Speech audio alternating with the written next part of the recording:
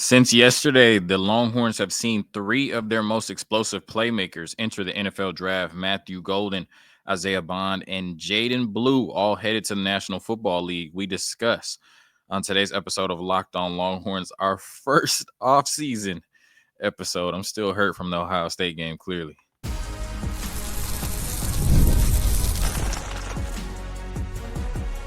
You are Locked On Longhorns, your daily podcast on the Texas Longhorns. Part of the Locked On Podcast Network, your team every day.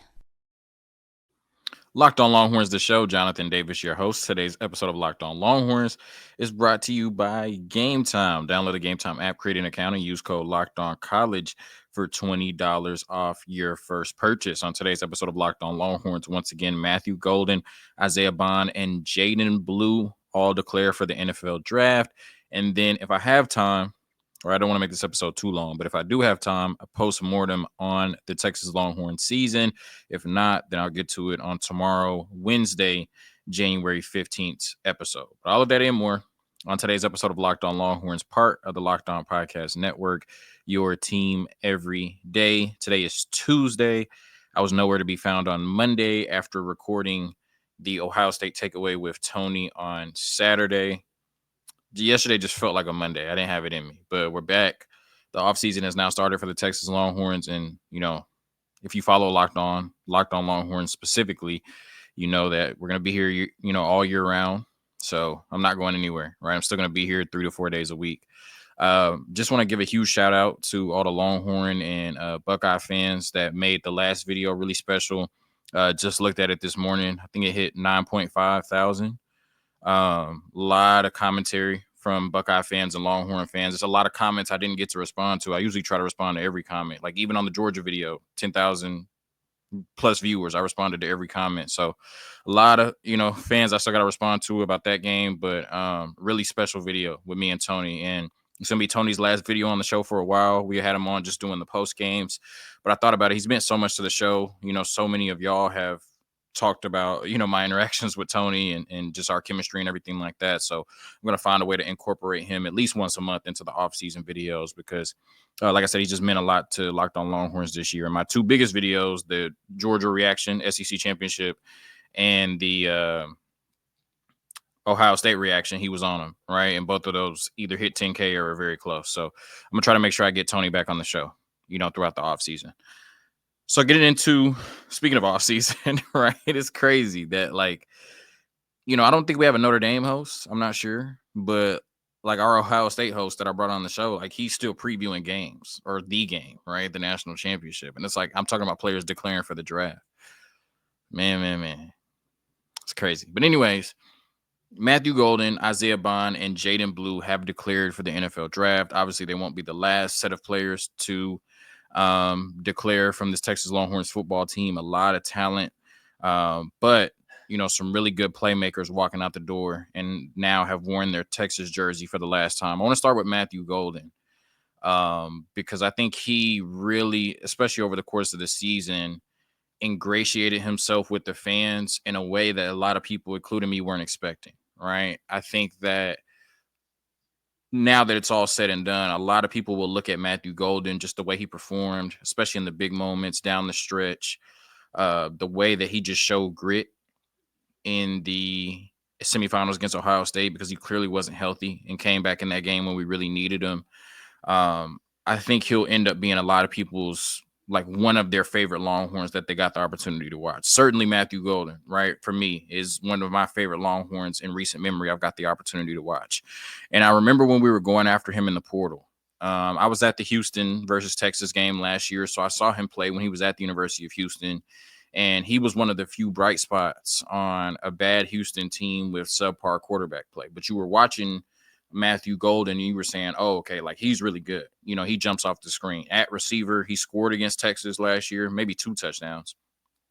And in the kick return game, right? Like, he was just a really explosive playmaker. But you looked at it, and I'm like, do we need Matthew Golden? Is Matthew Golden surplus when they first went out and got him? Because we had already signed Isaiah Bond out of the portal, and you're thinking, like, okay, Isaiah Bond is the big addition, right? Like, he's your number one wide receiver. And then we were expecting Jonte Cook and DeAndre Moore to both step up into those number 2 and number 3 wide receiver roles. And then you had the 5-star Ryan Wingo coming out of St. Louis. So it's like, okay, do we really need Matthew Golden? But then you looked at it, and DeAndre Moore didn't have a catch to his name. Jonte Cook only had 8, and Ryan Wingo didn't have a catch to his name. So, of course, Sark, especially with the ceiling of this Texas football team, is saying, I need experience at the wide receiver position. I need veterans at the wide receiver position just on this team, period. And he had seen something in Matthew Golden that I had not seen yet, which is he is just a true baller. Right. And I'm so glad that we went and got him out of the portal because, I mean, he ended up being our best playmaker towards the end of the season, where I thought we didn't need a player like Matthew Golden. He was a huge necessity down the stretch. And there's just another lesson that you can't just pencil things in. Right. We can't just pencil in that Isaiah Bond is going to be elite at the University of Texas because that didn't happen. We can't just pencil in that Jonte Cook is going to take a huge step at the University of Texas because that didn't happen. Right. And when you looked at Matthew Golden, it felt like all offseason, I'm thinking like, okay, Isaiah Bond, Jonte Cook, DeAndre Moore, Matthew Golden is going to be mostly on special teams, like him and Silas Bolden. But then you just keep hearing like Matthew Golden's locked into that wide receiver 2 role. Matthew Golden's locked into that wide receiver 2 role. And I'm like, okay. And early on, it felt like we were underutilizing him. Like, I remember at one point, I think he had 8 touchdown catches on only like 24 catches for the season. So it's like every 3 catches, this brother's getting in the end zone. Like, we should probably use him a little bit more. Like, when you look at his stats early in the season, 3 catches for 50 yards against Colorado State, 2 touchdowns, 6 catches for 41 and a touchdown against Michigan, 3 for 34, 1 for 40, 3 for 34 against UTSA, 1 for 46 against Louisiana Monroe, 5 for 52, but then he came back only 1 for 23 against Oklahoma. And so it's like, okay, like he's really balling, you know what I mean? Or he's getting open, especially in the red zone, but we're not utilizing him, right? And at that point, Isaiah Bond was getting a lot of touches. They were really featuring Ryan Wingo early on. Jonte Cook was still in the mix, plus the running game. So it made sense, but it's like Matthew Golden is a really good football player, clearly, right? Like he's jumping off of our screen, snagging stuff in the end zone, continuously winning against man and zone coverage. We need to make a better effort to get him the ball. And I thought that the first Georgia game, right, when we lost 30-15, he had, let me look back at it, 3 catches on 5 targets for 77 yards. I felt like they just kept showing on the broadcast him getting open, right? We weren't able to hit him. Pressure, Quinn just being off. But I felt like they continuously showed him getting open against that man coverage. And I'm like, okay, that's when I realized like Matthew Golden was different, And I think after that, he just kind of took off, right? I think after that, Isaiah Bond really kind of was in and out of the mix with the injury.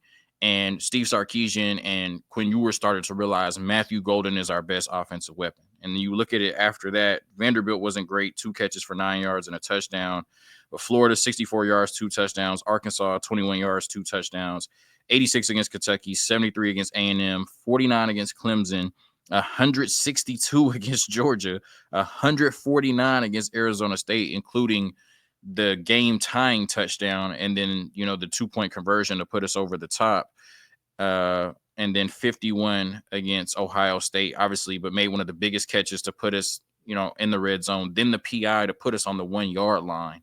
Where we ultimately couldn't score and turned into the Jack Sawyer scoop and score. Nonetheless, 83 targets on the year, 58 catches for 987 yards and 9 touchdowns. Matthew Golden was one of the best wide receivers in college football, one of the most slept on players this year in college football.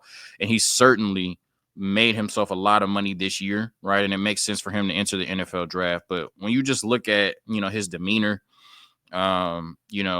what he brought to this Longhorns team this year, never complained about not getting enough targets, touches, just went in there and handled business, just like a really just professional player. That, that's what I thought that he brought to this Longhorn team this year. He was just a professional. He just went out and took care of his business, whatever role they had him in, and he earned the right over the course of the year to be featured to the point to where he was one of the best receivers in the country. And like I said, I'm just so glad he came to the University of Texas. One of the best receivers I've seen in a Texas jersey. Like I said, his ability to run routes, his ability to get open against man and zone coverage, tough hands.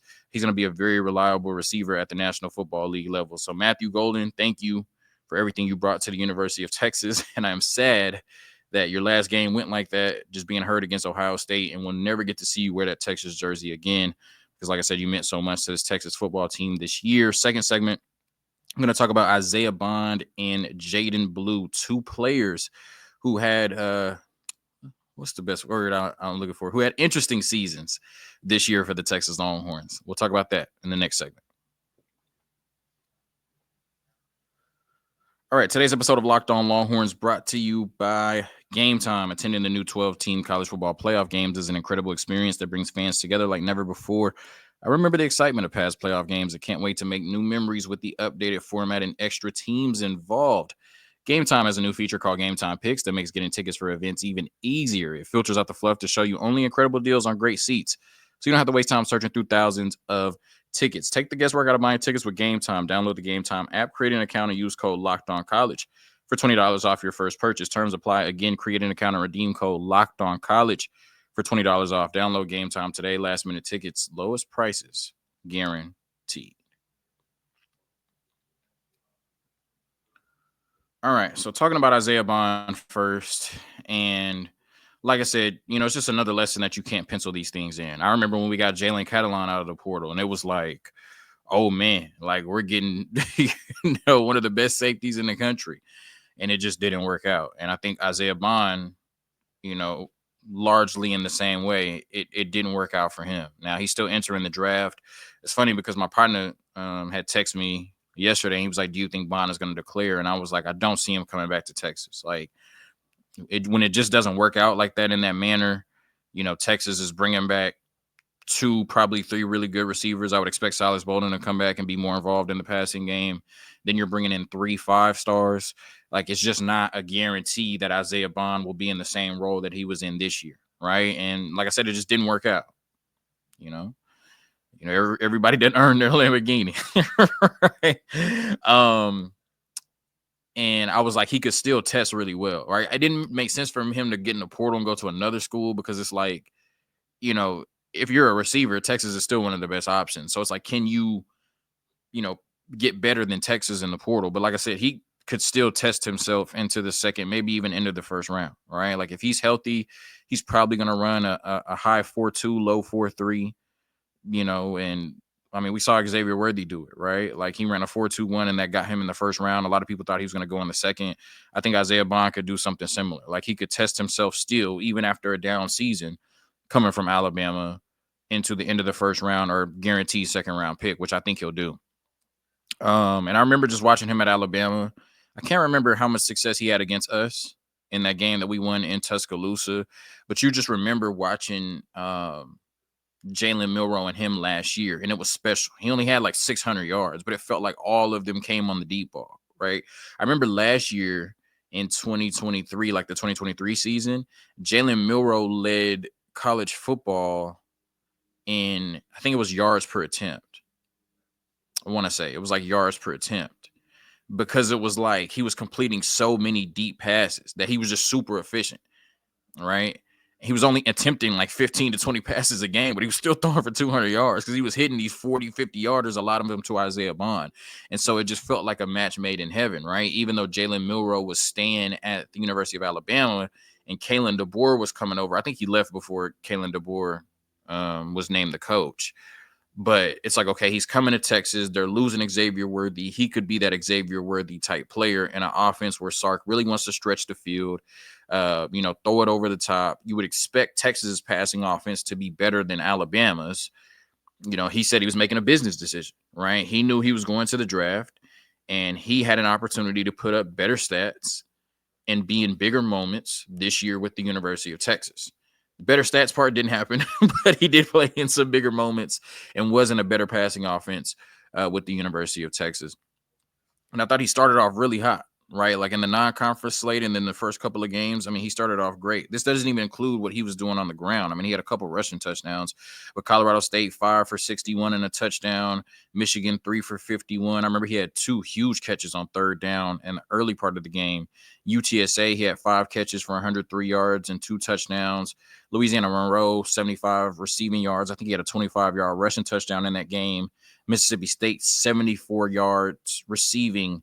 And then after that, just was never the same. He did have the high ankle sprain or, injury in the Oklahoma game. And I believe he tweaked it again. But after that, I mean, 5 yards against Oklahoma, 11 against Georgia, 55 against Florida, didn't play against Vanderbilt, 48 against Arkansas, 27 against Kentucky, 0 against A&M, 22 against Georgia, didn't play against Clemson, 0 against Arizona State, and 8 against Ohio State, ending up with 56 targets for 34 catches, 540 yards, and 5 touchdowns. Like I said, he played in more games. He missed 2 games, so I'm not sure the numbers there, but Texas played in more games than Alabama did last year, but he ended up having lower stats than he did just because of the injuries. And you never know in situations like that. I mean, he probably knew already that he was going to the draft. And so, towards the end of the season, he wasn't playing a ton of snaps, but he was still out there. And so, when a player of Isaiah Bond's caliber is out there, you expect him to perform. I mean, in the Ohio State game, 13 routes. Arizona State, 12 routes. Georgia, 28 routes. Texas A&M, 19. Kentucky 23, Arkansas 21, but it just didn't matter, right? You just didn't see the burst, the execution, the chemistry between Quinn Ewers and Isaiah Bond, and really he was just largely a non-factor towards the end of the season. So I'm still glad that we went and got him out of the portal. He was one of the best players in college football last year, especially in his role of catching deep balls. And, early on, he was really explosive for the Texas Longhorns. It just didn't work out. And that really opened the door for Matthew Golden to step up and be the number 1 wide receiver for this team. And, I'm of the thought process, especially somebody that contributed in the way that he did. You maybe not Jalen Catalon, right? But like Isaiah Bond still went out there and made plays for Texas. Like he's still a forever Longhorn to me, and somebody I'll root for in the National Football League. And like I said, he'll be able to test really well. And somebody's going to pick him up early because when he's healthy, he can be a very explosive weapon. But, it's kind of circle back to my first point. You can't pencil these things in because you go get a player like Isaiah Bond. And I thought he was going to damn near break records, right? I'm thinking 1,000 yards, 15 plus touchdowns, close to 100 catches. And that just wasn't Isaiah Bond's story at the University of Texas. Injuries had a lot to do with that. Just didn't necessarily work out. You didn't get what you thought you were getting in Isaiah Bond. You needed a player like Isaiah Bond to reach the goals that you were trying to reach this season. I want to talk about Jaydon Blue. I love Jaydon Blue. Talk about favorite Longhorns, right? That's another one of my favorite Longhorns. And it was an interesting season for him as well, right? Because, Cedric Baxter goes down. It feels like he tears every ligament in his knee. I mean, I remember the diagnosis. I'm like, damn, you know what I'm saying? Like, and so we saw that kind of 1-2 punch at the end of the season when Jonathan Brooks went down, and you're like, okay, you get to bring this back. And I remember they were both Doak Walker Award finalists. You're like, you got Cedric Baxter and Jaydon Blue. Obviously, Quinshon Judkins and Travion Henderson is the best running back duo in the country. Like, that's not debatable. And there's a reason they're in the national championship game. But after that, you looked at Cedric Baxter and Jaydon Blue, and you were like, okay, this could easily be on par with those guys are number 2, right? And then obviously Cedric Baxter goes down, and so you're like, Christian Clark goes down as well. Jaydon Blue, you're the guy. And he looked good early on. I'm not sure if he's the guy that you want to consistently give 20 to 25 carries to, but I thought Jaydon Blue, looked good early on in the season. I think there was one game, I can't remember if it was UTSA or ULM, where he had like 4 touchdowns and 20 plus carries. Like he looked really good. But the issue with Jaydon Blue is you just couldn't trust him. Right? The fumbles got to be too much of a concern where you had to lean on Trey Wisner. And in a similar situation where Isaiah Bond not being available allowed Matthew Golden to step up and become the number 1. Jaydon Blue not being reliable allowed Trey Wisner to step up and be the number 1. Right? And so Jaydon Blue comes into the season thinking he's the guy and essentially gets benched after the 2 fumbles against Mississippi State. And then we see Trey Wisner go on this run, and he turns into one of the best running backs in the country. And then it's like one game, Jaydon Blue was able to come in and compliment him well and still get some touches. And then there's other games where Jaydon Blue was not used at all, right? Like I think against Georgia the first time, he didn't have a carry at all, right? There were multiple games where he didn't really get a ton of touches. Even in this last game against Ohio State, he had 4 carries. He did have the 2 touchdown receptions, but he had 4 carries compared to Trey Wisner getting 17. Right. So in large part, after that Mississippi State game, we never saw Jaydon Blue used in the same way. And I always thought that he was one of the most explosive players in the country, certainly one of the fastest players in the country. You see what happens when you can isolate him in space, when, he's one-on-one, you see his speed, you see his electricity, right? And that's obviously going to translate to the National Football League level. And when a player goes through that, when a player is benched, when a player loses his spot, when a player loses his role, especially on a team that has as much spotlight as Texas, especially for a player who had been here longer than Trey Wisner and had been in this program for a long time and patiently waited his turn behind some of the best. I mean, Roschon, Jonathan Brooks, and Bijan Robinson. To see him kind of lose his spot like that hurt, right? And there were times where I felt like he was still underutilized, even with the fumble issues, because I felt like he was one of the most explosive players in the country. And I was so happy that he had his moment in the playoffs. Didn't really get used against Arizona State, but still had almost 300 yards from scrimmage and 4 touchdowns in the playoffs. I mean, went off against Clemson, right? 77-yard touchdown run, over 100 scrimmage yards. And then obviously the 2 touchdowns, the only 2 touchdowns we scored against Ohio State. He one-on-one coverage against a linebacker. One time he wouldn't even cover the linebacker blitz, but the other time, I mean, it was just no match. And he caught the 2 touchdowns. It just felt good. It felt almost like a mini redemption story, right? This Texas team had a lot of storylines, but it felt like watching Jaydon Blue score twice was like a mini redemption storyline amongst this Texas football team from a player that got benched. Obviously, we still had to use him because we only had like 2 healthy running backs all season, 3 with Jared Gibson, of course. But to see him get benched and then to see him shine the way he did, I mean, he was arguably 1, 2, maybe 3 of our best players in the playoffs. To see what he did on the way out, for him to score 2 touchdowns in his last game, last time wearing the Texas jersey was really special to me. And obviously, the way that running backs are used in the National Football League, the way that, his skill set is so versatile in terms of him being able to run inside and outside, being able to catch the ball as much as they pass in the National Football League, a third down back. Obviously, he's got to work on his pass blocking and, his ball security, but he's going to be a huge asset in the National Football League. And I can't wait to, watch him and root for him because once again, he's a forever Longhorn. I'm forever going to look at Jaydon Blue and not only remember the plays that he made at the University of Texas, but root for him in the National Football League as well. So happy that he had a ton of success on the way out because Jaydon Blue deserves it. Obviously, we lost trust in him because of the fumble issues, but he's still a hell of a player and a hell of a person. I'm glad he was able to wear that Texas jersey. Quick word from our sponsors. Then I get into a quick postmortem. I'm not going to be too depressing. I'm not going to take too long, but a quick postmortem on the Texas Longhorns football season that ended in the semifinal once again against Ohio State. All right, today's episode of Locked On Longhorns brought to you by WayFair. After the holiday hustle, there's nothing like giving your home a little TLC. I always find that decluttering and refreshing my space helps me get back into a routine. Whether you're tidying up, clearing out, or just want to give your space a new look to start the year, WayFair has everything you need, all within your budget. I'm currently looking for furniture, and their huge selection makes it easy to find pieces that fit my style and budget. My favorite part, the free and hassle-free delivery, even for the larger items. Wayfair's site was so easy to navigate, and I found everything I needed in no time. Give your home the refresh it needs with Wayfair. Head to wayfair.com right now. That's WAYFAIR.com. Wayfair, every style, every home. All right, my postmortem on the Texas Longhorns season is you can't make it to the semifinal and say you didn't have a good season, right? Obviously, the expectation is championship or bust. And when you got to the semifinal last year in a different playoff setting, you expected to be able to go further, right? Well, there's only one place you can go after the semifinal, which is the national championship game. But Texas certainly had the team to do it. And, maybe some key injuries, not having Isaiah Bond, Cam Williams not being 100%. I mean, obviously whiffing that block on Jack Sawyer. Maybe that affected you. Maybe that would have been enough to put you over the top. I'm not sure. But the Texas Longhorns had a good season. The problem is that they're now in the position where a good season is not good enough. In 2022, when we went 8-5, that was a good season. Even though we still should have been able to make the Big 12 championship game that year, that was a good season. Texas showed a lot of progress coming off of 5-7.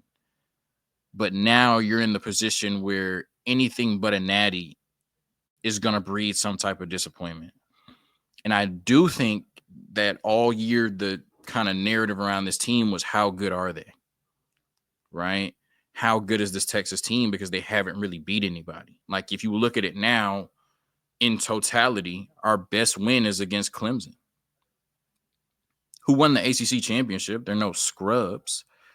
And we didn't have a lot of opportunities to beat anybody, right? You're not expecting teams like Michigan and Oklahoma to fall off the face of the earth. You are expecting Texas A&M to go 8-4 or 8-5. So I mean, but you look. A lot of people said this Texas team didn't beat anybody. They weren't battle tested, right? They didn't play against great teams, and it felt like when you played against those teams that were on your level, you were shell shocked a little bit.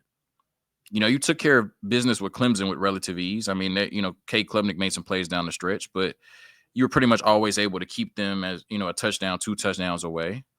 But you played Georgia twice and you looked shell-shocked twice, damn near,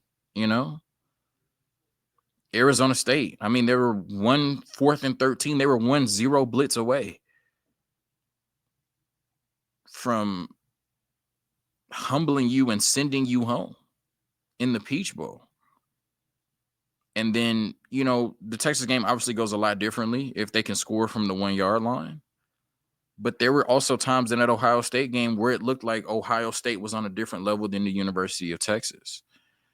And so going into next year, this Texas team has the opportunity to be better. But the thing about college football is you keep losing really good players. You're losing guys like Michael Taft, Andrew Makuba, Jade Barron, the guys I've mentioned in this episode, Matthew Golden, Isaiah Bond, and Jaydon Blue. And maybe you'll be all right. We lost a lot of guys last year and came back and made it to the semifinal once again. But it just feels like you have the guys to get it done. And something's not clicking. And maybe it'll click with Arch. Maybe next year will be the set of guys, right? Because Ohio State didn't win it with C.J. Stroud, and they very possibly might win it with Will Howard now, right? So, sometimes it's just a combination of guys, and you're going to lose really good players, and, sometimes those players just don't get the opportunity to win it. But it just feels like there was a level this year that this Texas football team couldn't reach, because even in the games against the lesser competition, it felt like you were playing with your food. I mean, they told us that about 6 straight games without scoring a touchdown in the third quarter, the second half woes where it felt like we were just supposed to pounce on teams and we didn't. Yeah, like I said, I'm not sure if it's the competition we played this year, if we were being held back at certain positions, what it was, but it just felt like there was a level we couldn't get to this season. And like I said, based on the schedule, I'm looking at the 2 Georgia games and the Ohio State games. And it felt like we couldn't meet their level in those matchups. Did we have chances to win? Absolutely. But it's a production business, and you went 0-3 in those games. So Texas had a good season. But once again, Texas is at the point where good just isn't good enough. Thank you for tuning in to another episode of Locked On Longhorns, part of the Locked On Podcast Network. Our first off-season episode. It's going to be a long 8 months, ladies and gentlemen. Hug 'em. Peace.